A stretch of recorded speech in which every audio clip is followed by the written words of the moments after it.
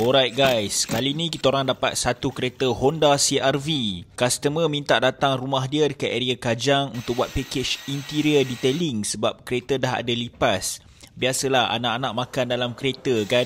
So customer bagi tahu kereta ni lah dia guna untuk hantar anak-anak pergi sekolah, bawa pergi kerja, dan yang paling penting sekali dia kena bawa klien jalan-jalan, so dia malu sebab nampak banyak sangat lipas. So kita orang recommend customer untuk cabut seat supaya kita orang dapat cuci, vacuum sekali dengan kotoran sampah dekat bawah seat. Package ni kita charge RM550 untuk saiz SUV.